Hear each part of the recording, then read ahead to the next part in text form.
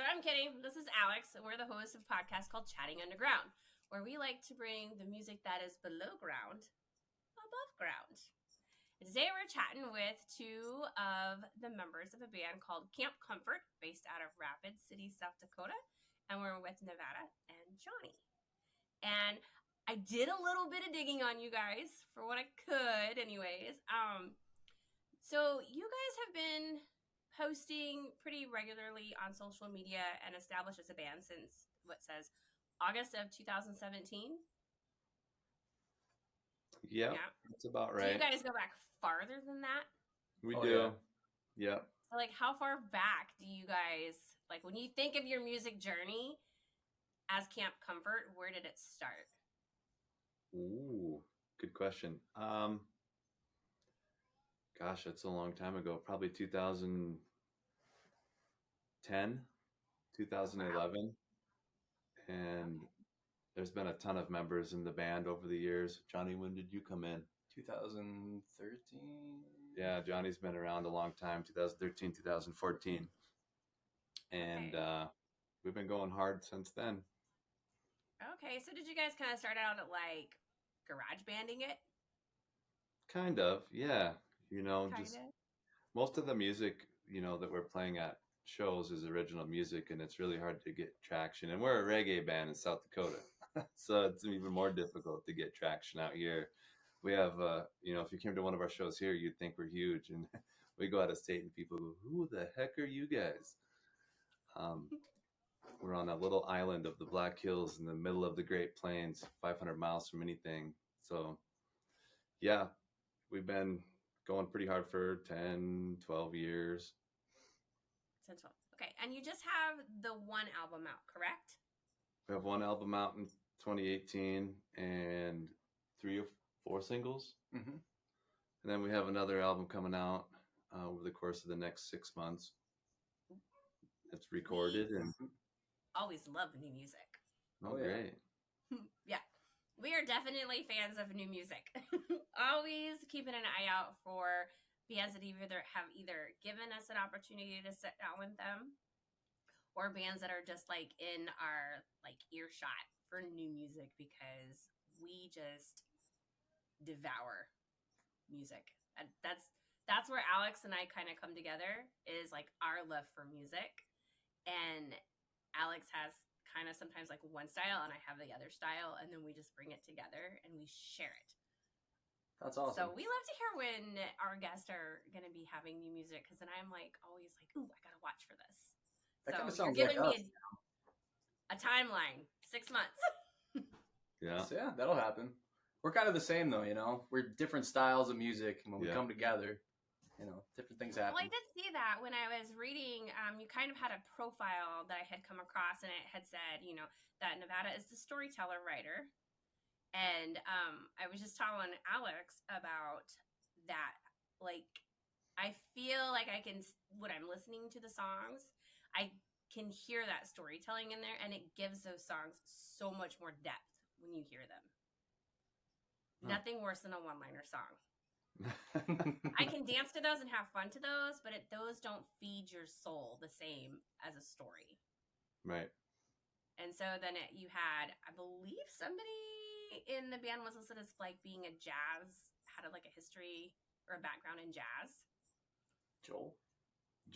Johnny's blues. He's got a blues band of his own that's just amazing.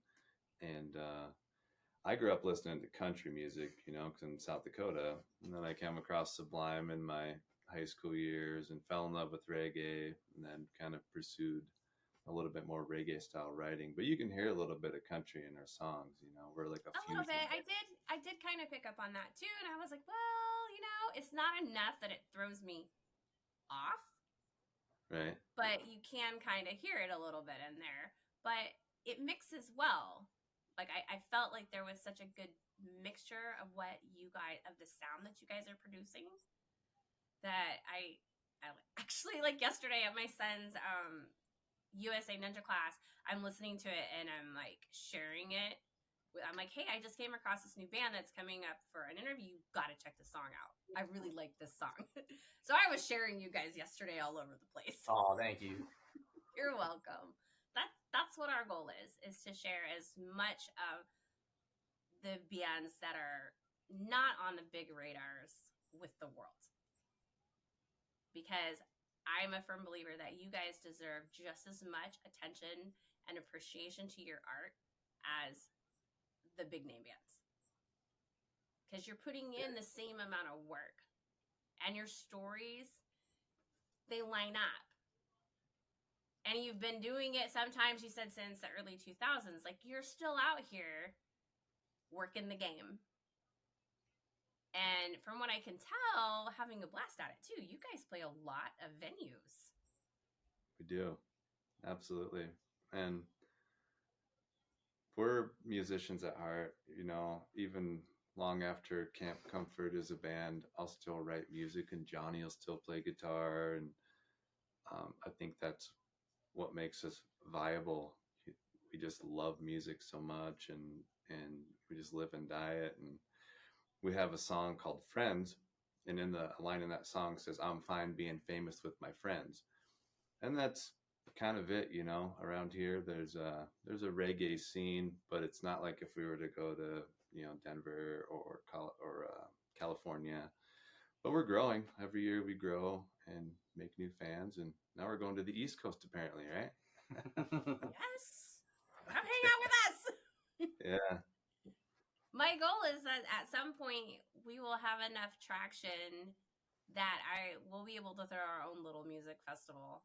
Ooh, and be able to invite bands that have been on the show and be like, hey, you want to come spend a day and perform for us out here? And we're there. Let's do it. Thank you. You can come out with the Outside Kids. Yes. Yeah. We sure will, because half of those guys are in this band. Oh, are they? Yeah. I didn't realize it was a crossover like that. It is, yeah. Well, that's awesome. Yeah. So Joel, the bass player, plays bass in the Outside Kids, and Zach, our drummer, plays drums in the Outside Kids. Oh, okay. And Matt is our sound guy. Yeah, Matt, I did see that Matt was your sound guy listed on there, but I hadn't put the other two members together. Yeah, because we had done Matt was actually our third interview last year that we did. And so when I was like, hey, I've tried to get a hold of these guys, I'm missing the button. Can you help a girl out? Yeah. Yeah, I would love to. Like, if we can get to that point where we're doing something like that, I would love to have you guys out. I do have knowing that you guys are from the Black Hills, do any of you have like roots in like the Native ancestry out there in that area? I don't have any Native American in my bloodline, but my family grew up, or my family's from the Cheyenne Eagle Butte Reservation up by Isabel. So I have a lot of Native American friends. Same. Cool. Yeah, and I only asked this because as I like listened to your song Warrior a couple of times, I kind of felt like that might have been a little bit of inspiration, like, hey, we're killing our earth, let's bring it back. And I was like, I wonder if this is kind of inspired by some Native roots that might be there, centered in that, just that special space. Yeah, or if I'm missing the mark altogether and that wasn't where the song was going. Yeah, you're 100% right. I mean, we grow up in it, you know, we're around it all the time. Some of our best friends are Native guys, and that song Warrior, I wrote it on a hill. So they had the protest about the pipeline, and I went up there and I donated a bunch of beef from my ranch, and I camped on top of this hill and watched it, and it was one of the most amazing things I've ever seen. There was like 10,000 teepees, and the sun was coming up and the fog was just lifting, so you could only see the tops of them. And it was a pretty moving moment for me, just to see people get together for something they believe in. And That's how that song started. Wrote it the Okay, next like day. it just it comes back to like you being the storyteller. Do you have like a background in like writing for storytelling? Well, my grandpa was a good bullshitter. uh, but no like background, When I was younger, I used to read a lot of poetry and stuff, and I remember my teacher Okay, said, "You're not bad at that. You should keep doing that." And it kind of turned into songwriting, and it turns into songwriting. That's no, I like the way that like carries over for you though. Like this is where it started. What would be the natural progression for it next? What about like a music background? Do either one of you have kind of a music background where you started in high school or college? Oh yeah, I mean, I was born into a musical family. My mom was a music teacher for 40 plus years. She's still teaching, and so I've been playing music since I was 4. Really, uh, and eventually found the guitar when I was about 13, 14, and played that all through high school, and ended up actually going to college at LA College of Music for guitar performance, and ended up back here in the hills, which I love. But yeah, I've got a lot of background in music. That's awesome. I don't know how you guys can love the snow there though. Yeah, I was born in December in the snow. I guess I'm just used to it. you do get used to it. It's the It's wind. cold. The snow's not bad. It's the wind. It's Yeah. so windy here all the time. We lived in South Dakota for a long time, All right. and I tell her I'm like never again, especially not during the wintertime. No. I just couldn't do that. So, I also had saw that you guys were voted, and I was talking to Alex again about this before. And it says that you guys were voted best live band in South Dakota for 2020. How do you get voted best live band in a time where 90% of our country is shut down? That's a great question. I think we played more shows than anybody in the world that year. Yeah, it was. South Dakota's always significantly farther behind on things, and it we played into it a little ways because it wasn't as restrictive here, and then we started, probably before most of America because it wasn't so restrictive, and it was it was actually a pretty tough decision for us to do it. We froze, Alex. And basically, yeah. I mean, maybe that's why they voted. We were the only band that played 5 shows that year. No, it's they froze. Oh,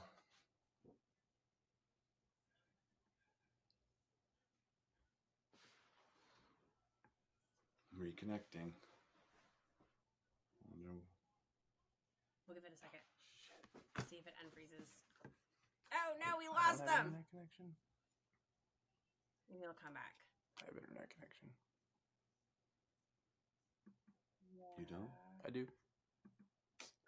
Wasn't us perfect? We can edit that out, right? I hope so.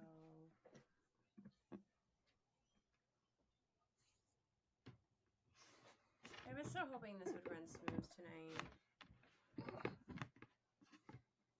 I know. She texted me. Yeah. I don't have any other way except for the one message app to get a hold of them. She said we lost you. On if you can. I really wanted to hear the answer to that question. Yeah. Just to like revamp that question that I had asked, because we kind of got cut out of it, was like, how does a band get voted best #1 live show when in 2020 when 90% of the country is closed down? Well, I think that's why we got voted best band. We played the only 5 shows in America that year. We only really played at this one venue downtown, and we were pretty restrictive on letting people know about it. But was it that year? Yeah, that was that year.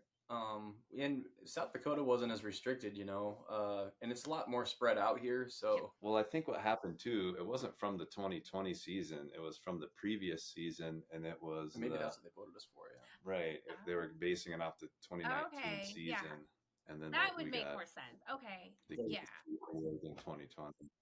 Yeah. But a lot of people don't realize that, when things here on the East Coast in 2020 and 2021, they were very restricted. I had family that lived out here through 2020, and my aunt was out of work, quarantined to her house for like 6 months. And then Wow. when we moved out here at the very beginning of 2021, you still had to wear like masks to go into stores at all times. They were, you could only be unmasked if you were at your house or at a park. Okay, so you were in South Dakota. South Dakota very much did not have those rules in place. Yeah. No. And it's a very controversial with people still when they think about it. But I'm like, I was grateful for the way South Dakota was in 2020 because my life still stayed relatively normal. Right. I worked at daycare. I was at work every single day. I worked around kids that parents were doctors. They were frontline workers, and we were there every single day with their kids. And that was normal for us, and that was normal for those kids, and I was thankful for that. Mm-hmm. And I'm like, if the world would have just stopped freaking out, remained calm, I think everybody could have enjoyed kind of the way that South Dakota floated through that. Not saying it was perfect. No. But it helped us not be crazy, I think. Yeah, It definitely saved a little bit of sanity for some people, and yeah, that was a tough year. I know it affected a lot of people, and affected people differently. A lot of immune compromised people, like Johnny's mother, for instance. She didn't watch us play music for 2 years almost, and she comes to every show, or used to. Yeah. Oh yeah, it definitely took its toll. We lost family members during that whole mess too, and you gotta learn from it and keep going. But if you only played 5 shows that year and you rocked out all 5 shows, you know what? You got 5 more shows than you didn't have. That's right. Yeah. And if you guys were able to do that in a very safe environment and continue to bring joy and give that couple of hours of normalcy to people, awesome. I like it. Yeah. So when you are prepping for your shows now, because I see that you guys do a lot, do you just kind of stay in the South Dakota area? Yeah, a little bit in Colorado. We're getting our fingers in there. A little bit in Minnesota. Okay. Quite a bit in South Dakota. A little bit in North Dakota. But we want to branch out. That's kind of our goal this year, is not be so oversaturated in the South Dakota area, and get our fingers. So if you could name your top 5 cities you want to hit in 2025, what would they be? What you got, John? Well, Denver, Salt Lake. Trying to plan this out on the map a little bit. It'd be great to get over to somewhere in California this year. Go see Cass Haley in Texas. Texas. Do Austin. Yeah. Austin would be great. Yeah. Cool. We're opening for Ballyhoo. They're from the East Coast, right? Maybe we'll jump on ship with them for a little while and do a couple of shows with them on the East Coast. Well, we keep watching for people to come through, like the Charlotte, Greensboro kind of area. It puts you not too far out from us. There's a couple places up in Virginia that are not too far out from us. We've been known to pop up into DC for shows. We, however, always need to remember to leave a couple hours earlier than planned, because that DC traffic.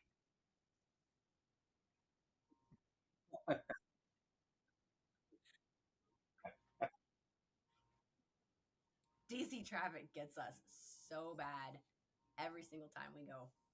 It's ridiculous. No, it's bad. But yeah, so if you guys were to come out this way, we would definitely keep an eye out for you and come hang out. Love to support the little guys. Do you guys have any festivals you're gonna be hitting up this year? Well, Can you? I guess like, can you go ahead and announce what festivals you've no, kind of like? not quite Not yet. yet. Not quite Not yet, yet. okay. We got some that we're probably gonna be on the ticket for, but we're kind of waiting to release them.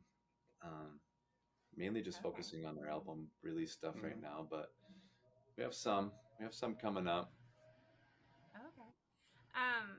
So speaking of festivals, last year was it the first year for the Four Winds Arts and Music Festival in Rapid City?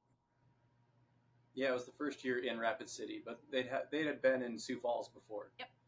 Yep. Yeah, we actually had a couple of the bands from the Sioux Falls one on right as we had launched the podcast, because we were really trying to like promote that. But I had saw that you guys had been on the roster for last year and just wasn't sure. I'm like, is that like the first year that it was there? Is it something you guys would potentially try to lock that docket in again for this year?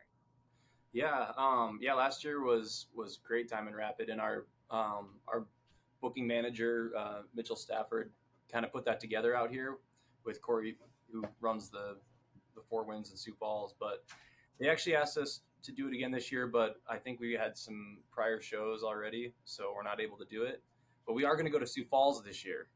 Ooh, so we'll play the Four Winds in Sioux Falls. That's a festival I think we can announce. Oh. Did you hear that, Alex? We got one of the bands to say they're going to be on the roster this year. Yeah. Yeah, we tried to get somebody that we had interviewed last week, and they were like, "We are not allowed to say whether or not." I'm like, "Oh, come on!" That's awesome that you guys will be down in the Sioux Falls area. I have noticed that on some of your posts you had played at Biggs a few times. That's a really great venue. Yeah, we're playing there with Tropodelic and who's the other band? Ballyhoo, yeah, and Tough Roots. So, it'll be okay. That's on 420. It's gonna be pretty fun. All the reggae bands. Right, all the 420 crowd will be out. I'm gonna assume if you guys are playing at Biggs, you also happen to know two of my other friends that hang out at Biggs a lot. Do you guys know Buddha? Everybody knows Buddha. I bet Kevin does. Yeah. If you don't know him now, when you're there on 420, you will know who Buddha is. All right. Because everybody knows Buddha. And everybody knows Scott. I'm not going to wear my desk. But they both have bands in Sioux Falls, and they both play at Biggs. And, okay. Like, Buddha does, like, the door and security and stuff there. And Scott does, like, a lot of promotions and books and bands. And he's been doing that for a long time. In my opinion, he's played a lot of a role in kind of building that music scene at Biggs, because there was a time where it was nothing more than a pool hall. You went there to play pool. That's what it was. And I'm like, to see it now, it's such a crazy like change, and how it has really come around to be this great music venue for bands like yourselves. Yeah. So, how many shows in a typical week do you guys play? How many shows do we play? A week? I don't know. It depends on the time of year. Yeah. Right now, we're not really playing much. We kind of take this time usually to write and kind of regroup and get our show together for the next year. And like Nevada said, we have a bunch of new music coming out.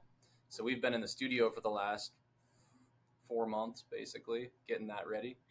So we've played 1 or 2 shows in the last 4 months, maybe that. And once the weather's nice again, we'll start hitting the road and going out and playing more.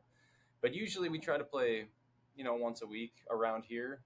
until we hit the road and try to do multiple days in a row. But Do you guys like practice every day, 3 we times a practice week, about once a week. We try to. once a week? So Yep. what do you do like for your daytime jobs? Like this is your fun. This is kind of like your fun thing, I'm assuming. And then you have a day job. Yep. Does your day job kind of Um, correlate in any way with what you do for your fun job? kind of. Kind of? I own a medical cannabis company, and I'm a Fun. rancher. I have a bunch of cows too that are up in North Dakota. My dad runs that, and I run a cannabis company out of the Black Hills. We have a couple dispensaries and a couple grows and a manufacturing facility. I could ask you 1,000 questions about that. It's Ask away. like, I live in North Carolina where, hemp is legal, but as far as using recreational or medical cannabis, it's not. Like Uh, if you want anything close, you have to go and get this Delta 9 and I'm like, why not just let us have it? I'm not a partaker of it, but so many people in my circle are for various reasons. And I'm like, just let them have what they want. Tax yeah, it. Let them I have agree. it. Free the leaf. Right. And THC drinks are a big thing now, and they taste awful. Yeah. Yeah. I tried one of it's called a Little Tree, and it's like a sparkling water, and it's supposed to taste like gummy bears. And I'm like, this is the worst $11 I have ever spent. $11? Yeah. One can costs, if you buy it at the bar, it's like $11.83. Did it do anything to you? No, I didn't even finish it. It tasted so bad. Oh. It was like drinking soda water. I was so unhappy with this situation. But I do take my dad is a cancer survivor, so I take him down to the local hemp store here. He's found one that he likes, and they always give him little chocolates. I'm like, would they stop giving you dark chocolate? Because I don't like dark chocolate. Because he's like, I brought you a gift. I'm like, but I don't like dark chocolate. Yeah. So as part of your cannabis store that you have there in the hills, do you sell like the edibles as well? Yeah, we just got our manufacturing going, and we sell. I think we have 5 or 6 SKUs right now, like gummies and sleepy gummies and CBD and THC gummies, and we haven't done any infused drinks yet, but I'm sure we will when the time comes. Yeah. South So Dakota is a medical market, but it's still pretty restrictive. And similar to you, there's a lot of CBD companies that are selling Delta 9, which is honestly, Delta 9 is the same thing that the cannabis people are selling. They're just saying it comes from hemp. It's the same thing. That's what I keep trying to tell him. I'm like, it's the same thing. I Yeah. promise it's the same thing. But Yeah, he's like, I've been smoking for 50 years. And I'm like, okay, old timer. Yeah. But thanks for clarifying. I can be like, Yeah. hey, Dad, I have Yeah. a hookup now. Yeah. Well, and he came out here from a state where it's all okay. Like, he has his medical card, but, out here, it's no good where we're at. And I was like, I can't leave you there. You have to come home with me now. We're at that point. So, did you have to go through a huge, like, state process to get that? Like, yeah. did they vet you and your background? Yep. They all background checked, and every employee has to have a background check, and a ton of burning hoops to jump through. And we're a small company. There's some really big companies in the state. We're a relatively small company. We only have 5 owners, and 2 of us work there full time. And yeah, there's definitely a lot of paperwork and a lot of rules. Oh, I'm sure. I used to own a bar, and there was a lot of rules just owning a bar. Oh yeah. So, Yeah. yeah, I remember jumping through all those hoops and having to go through all the background checks. I'm like, I've never done anything wrong in my life. Why is this all necessary?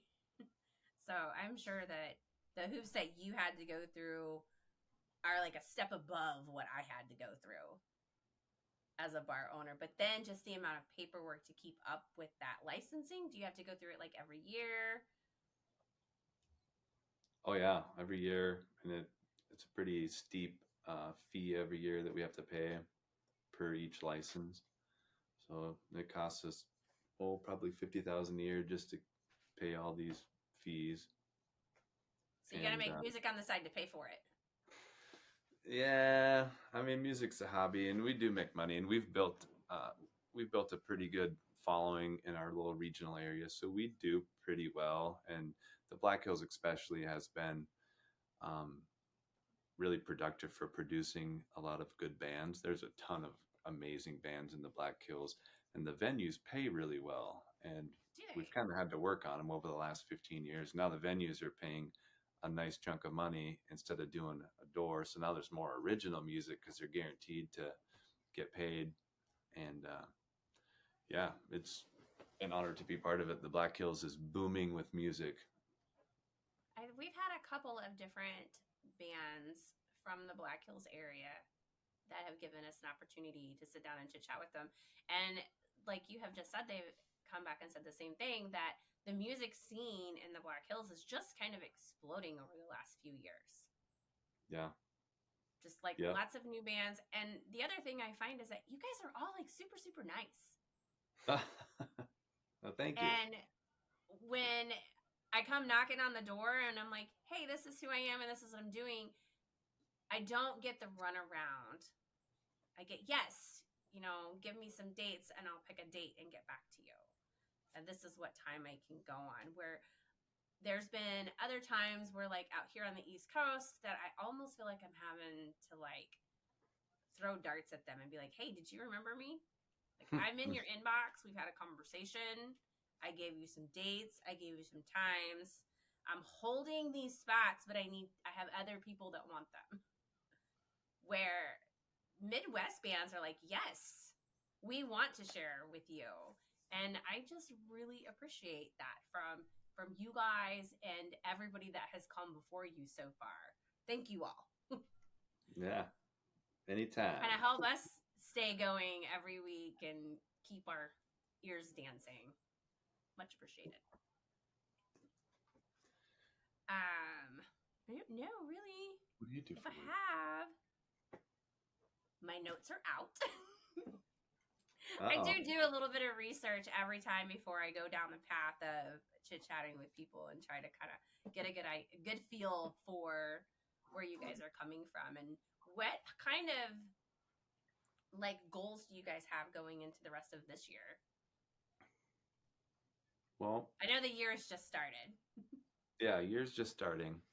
Well, we want to put some more original music out there. We're big advocates for original music. And so we're going to we got 6 songs coming out. We'll probably try to record another 6 and try to get our fingers out there a little bit farther, get down to Denver more. Every time we've only been there a couple times and people really like us there. Hopefully try to get farther west. We're just so far in the middle of nowhere. I mean, you used to live here. We're just literally, the Black Hills is an island and it's 500 miles to anything. And I think that kind of contributes to the amount of really good music here, is it's just a cooking pot. Are you guys planning on Sturgis this year again too?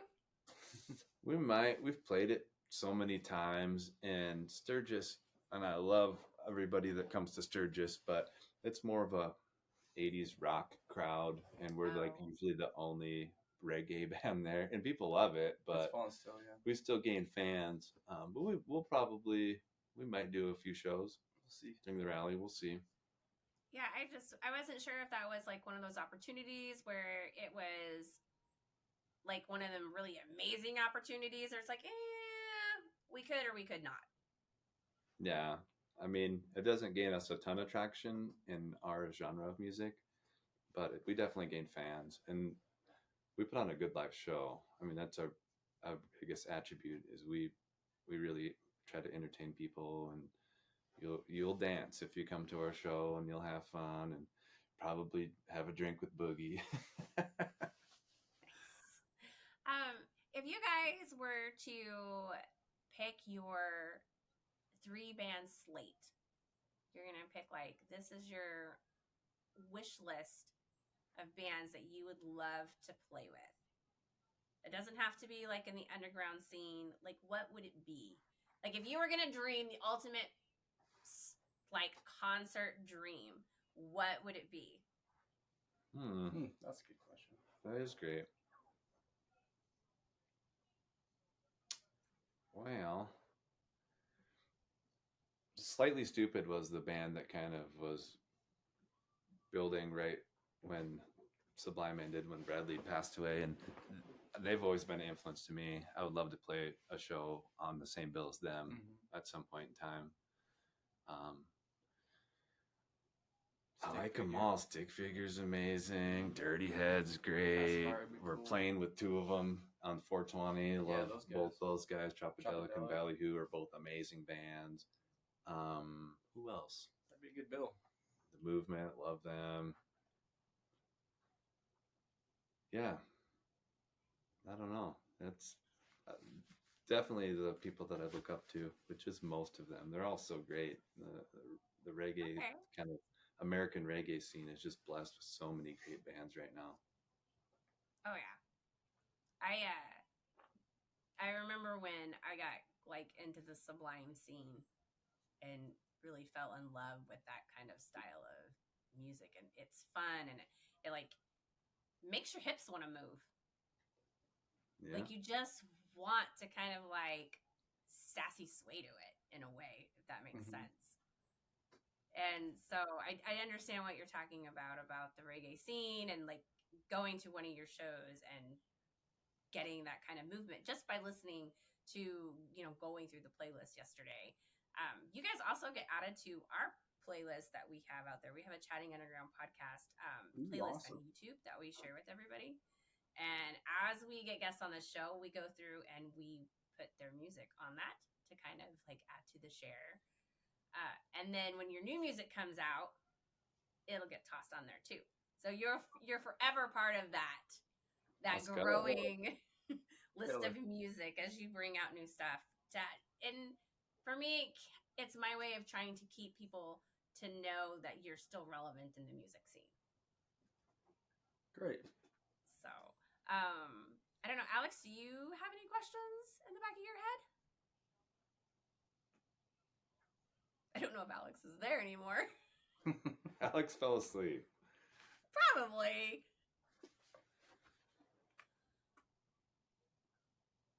Wow.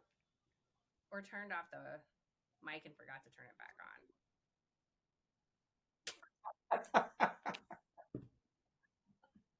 We were like, Alex went to sleep.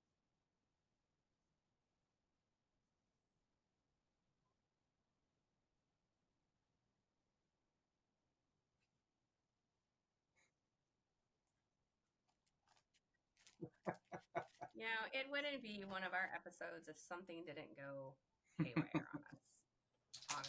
Honestly, we just keep rolling because the show must go on. That's right. Do you guys ever have those moments where you're like, "Oh, crap"? Every show. Every show. I think everybody does. Yeah. You're just like, just keep going. Just keep going. Or you're in the middle of it, in a song, and you're like, that is not the right notes or the right words. Nobody notices. No. Yeah, make them up. Right. You're like, I'm just going to skinny marink-a-dink through this. So as I kind of like bring this a little bit to an end here, where can people find and follow you? Well, we got John. Well, our music's on all the streaming platforms: Spotify, Apple Music, Amazon Music. We're on Facebook, Camp Comfort Music, Instagram, Camp Comfort Music, our website, Camp Comfort Music. TikTok, if they don't take it down. Yeah. Yeah, that was one we have stayed away from building because I'm like, I don't know if it's gonna be there. It's Right. kind of iffy. So, okay. So yes, everybody out there, go follow Camp Comfort on all of their links and sources, and go check out their music. Like and subscribe it. Hit them up. Go see them. You guys have got tons of local shows coming up too. I'm sure. I do see you guys posting that you've got upcoming shows, and we'll keep an eye out for that new music coming out. Oh yeah.